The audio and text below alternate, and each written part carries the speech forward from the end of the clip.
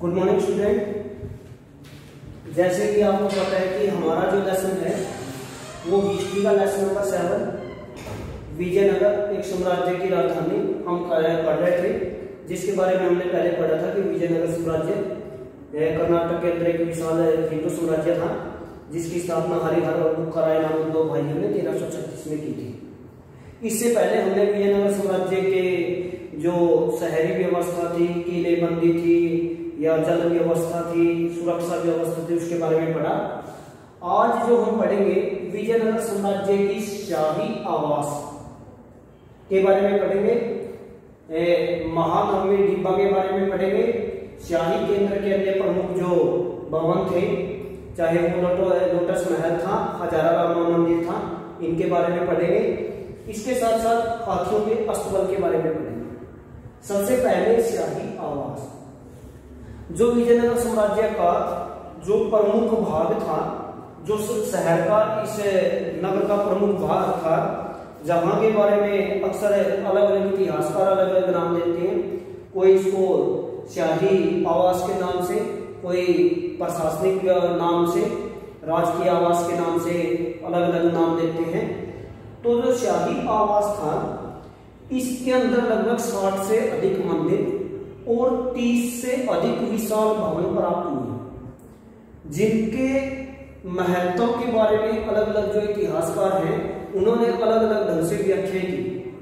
अब क्योंकि इस क्षेत्र में 60 से अधिक जो मंदिर हैं, उससे इतिहासकार ये अनुमान लगाते हैं कि विजयनगर के शासकों के लिए जो धर्म था वो बड़ा इंपॉर्टेंट था। विशाल मंदिरों का निर्माण करवा के कहीं न कहीं जो शासक थे वो अपनी प्रजा के अंदर, क्योंकि जनता उस समय बड़ी धार्मिक होती थी, कहीं ना कहीं अपनी जनता के अंदर जो उसकी एक वैधता होती है, किसी भी शासक की एक्सेप्टेबिलिटी होती है, स्वीकार्यता होती है, उसको स्थापित करना चाहते थे। इसलिए जो शहर का उत्तर पूर्वी भाग है उसमें जो शाही भवन महल थे, उनके साथ साथ 60 से भी अधिक मंदिरों के जो अवशेष हैं वो हमें दिखाई देते हैं। ये जो मंदिर थे ये विशाल पत्थरों के साथ और ईंटों का प्रयोग करके या चूने पत्थर का प्रयोग करके बनाए जाते थे, और इनकी जो नक्काशी होती थी या जो देवी देवताओं की मूर्तियां थी वो बड़ी अच्छी प्रकार से सुसज्जित की जाती थी। और अलग अलग जो अवसर होते थे, त्योहारों के समय होते थे, तो ऐसे समय में इन मंदिरों का प्रयोग केवल शाही परिवार के जो लोग होते थे उनके द्वारा पूजा पाठ करने के लिए किया जाता था। उसके बाद है समारोह भवन महानवमी डिब्बा, जो विजयनगर साम्राज्य की राजधानी विजयनगर, जैसे मैंने आपको बताया, बुद्ध हम्पी के नाम से जाना जाता है। तो इसमें एक विशाल चबूतरा प्राप्त हुआ है, जैसे गांव में होती है विशाल, जिसको चबूतरे या चौतरे कहते हैं। इस प्रकार की आकृति का लगभग 11,000 वर्ग मीटर में फैला और लगभग 40 फीट ऊंची एक ढांचा प्राप्त हुआ है, जिसकी 2 मंजिलें हैं। ये बड़ा इंपॉर्टेंट था। इसके बारे में जो इतिहासकार थे उन्होंने इसके महत्व के बारे में अलग अलग व्याख्या की। अधिकतर जो इतिहासकार हैं कि वो इस बात से सहमत हैं कि ये जो क्षेत्र है इसको मंडप के नाम से या महानवमी डिब्बा के नाम से उन्होंने नाम दिया, क्योंकि इस अवसर पर, इस स्थान पर महानवमी डिब्बा जो चबूतरा होता था विशाल, तो विजयनगर साम्राज्य में एक विशेष समय पर यहां पर उत्सव त्योहार मनाए जाते थे। शाही जो दर्शन किए जाते थे, राजा के दर्शन किए जाते थे, राय के, तो ये बड़ा इंपॉर्टेंट था। तो ये इस स्थान पर एक त्योहार मनाया जाता था जिसको महानवमी। तो इतिहासकार उत्तर भारत के जो वर्तमान में मनाए जाने वाले त्योहार हैं उनके साथ इस महानवमी डिब्बा को जोड़कर देखते हैं, इस उत्सव को देखकर जोड़ते हैं। जैसे वर्तमान में जो नवरात्र होते हैं 9 दिनों के लिए, इस प्रकार से दशहरा मनाया जाता है उत्तर भारत में, या बंगाल में दुर्गा पूजा की जाती है, 9 दिनों तक चलती है। तो ये जो उत्सव होता था, ये भी 9 दिनों तक चलता था।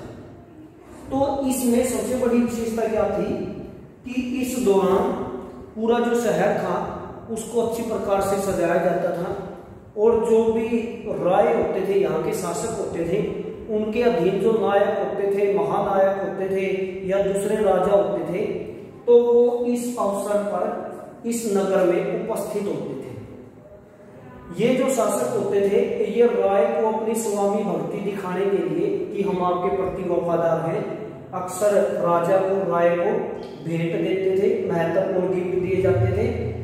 इसके साथ साथ ये जो लोग होते थे ये अपनी जो सेना होती थी, क्योंकि नायक और महानायक ये राजा को, राय को युद्ध के समय सैनिक सहायता प्रदान करते थे। तो इस काल में, इस समय जो 9 दिनों तक ये उत्सव चलता था, स्याही जो सेनाएं होती थी उसकी परेड निकाली जाती थी। अंतिम जो दिन होता था उस समय जो राजा होता था वो स्याही सेना की जो तैयारी थी उसका खुद जायजा लेता था, उसका निरीक्षण करता था। और इस काल में नगर के अंदर बड़े धूमधाम से शोभा यात्राएं निकाली जाती थी, मेले लगते थे और कुश्तियां होती थी, इसके साथ साथ पूजा पाठ किया जाता था। और कहीं ना कहीं जैसे वर्तमान में 26 जनवरी के दिन हम देखते हैं, तो इसी प्रकार का जो उत्सव था वो महानवमी डिंबा के उत्सव के दौरान मनाया जाता था। हालांकि इतिहासकार, कई इतिहासकार इस बात से सहमत नहीं है, क्योंकि उनका कहना है कि ये जो स्थान है ये इतना विशाल नहीं है कि इतने छोटे से स्थान पर इतने विशाल आयोजन को आयोजित किया जा सके। तो कई इतिहासकार इसकी वैधता के ऊपर प्रश्न उठाते हैं, लेकिन फिर भी अधिकतर इतिहासकार इस बात से सहमत हैं कि जो महानवमी डिंबा एक त्योहार, एक महानवमी के दौरान जो चलने वाला उत्सव होता था वो इस स्थान पर आयोजित किया जाता था। और जो ये जो चबूतरा है ये एक विशाल खुले क्षेत्र में है, और उसके साथ साथ जैसे वर्तमान में हम स्टेज देखते हैं, इसके चारों तरफ पत्थरों के, इसके जो पत्थर लगाए गए हैं उनकी बड़ी अच्छी प्रकार से नक्काशी की गई है। ये 2 मंजिला है और इसमें सीढ़ियां लगी हुई है सेकंड मंजिला में पहुंचने के लिए। इसके साथ साथ इसकी दीवारों में कई जगह छेद मिले हैं, जिनसे पता लग सकता है, लगाया जाता है, अनुमान लगाया जाता है कि यहाँ पर जो लकड़ी के, वर्तमान में जैसे हम टेंट लगाने के लिए प्रयोग करते हैं लकड़ी के बड़े बड़े गट्ठों का, वो प्रयोग किए जाते थे। उसके बाद है शाही केंद्र के अन्य प्रमुख भवन। कि जो शाही केंद्र था उत्तर पूर्वी भाग में, विजयनगर की राजधानी में, उसमें सबसे पहले महत्वपूर्ण था, क्योंकि जैसे मैंने बताया कि इस क्षेत्र में 30 से भी विशाल महलों का प्रयोग अवशेष प्राप्त हुए हैं। इतिहासकार इनके प्रयोग के बारे में अलग अलग उनकी राय है। सबसे महत्वपूर्ण था कमल महल। जो कमल महल था ये शाही केंद्र में उत्तर पूर्वी भाग में था। तो इस महल की जो मेहराबें थी वो इस प्रकार से डिजाइन की गई थी कि दूर से देखने पर जो कमल का फूल होता है उसकी तरह से दिखाई देती थी, इसलिए इतिहासकारों ने इसको कमल महल या लोटस महल के नाम से इसको पुकारा। उसके बाद था हजारा रामा मंदिर। जो कमल महल था, यहाँ पर जो राजा होता था वो अपने अधिकारियों के साथ मंत्रणा करता था, चर्चा करता था, और महत्वपूर्ण जो विषय होते थे, चाहे वो दूसरे राज्यों के साथ संबंध थे, व्यापार था या फिर युद्ध था, समझौते थे, इसके बारे में चर्चाएं करता था कमल महल में। उसके बाद है हजारा रामा मंदिर। जैसे कि मैंने आपको बताया था पहले कि विजयनगर की जो राजधानी थी, खुद विजयनगर था, उसमें 60 से भी अधिक मंदिर पाए गए हैं और ये मंदिर बड़े विशाल थे। इन मंदिरों में जो प्रमुख मंदिर था वो हजारा रामा मंदिर था, क्योंकि इस मंदिर की जो मुख्य मूर्तियां हैं वो तो आज उपलब्ध नहीं है, लेकिन जो दीवारों के ऊपर जो मूर्तियां बनाई गई थी वो आज उपलब्ध हैं। और इन दीवारों के ऊपर बनाई गई मूर्तियों में मुख्य रूप से जो रामायण के दृश्य हैं वो हमें स्पष्ट रूप से दिखाई देते हैं। तो अधिकतर इतिहासकार अनुमान लगाते हैं कि ये मंदिर भगवान राम को समर्पित था, इसलिए इतिहासकारों ने इसको हजारा रामा मंदिर का नाम दिया। एक इसका कारण ये भी है कि इस मंदिर में जो स्तंभ हैं उनकी संख्या लगभग 1000 के आसपास है, इसलिए भी इस मंदिर को हजारा रामा मंदिर कहा जाता है।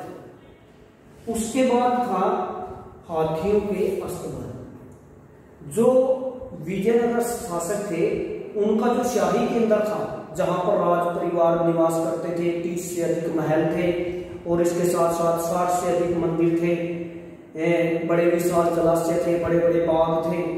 तो वहां पर विशाल अस्तबल भी हमें दिखाई देते हैं, जैसे घोड़ों के अस्तबल होते हैं जहां घोड़े रखे जाते हैं, हाथियों के अस्तबल। अब क्योंकि विजयनगर के शासक जो थे इस क्षेत्र में हाथियों की कोई कमी नहीं थी। जो हाथी होता था वो इनकी सेना का प्रमुख भाग था।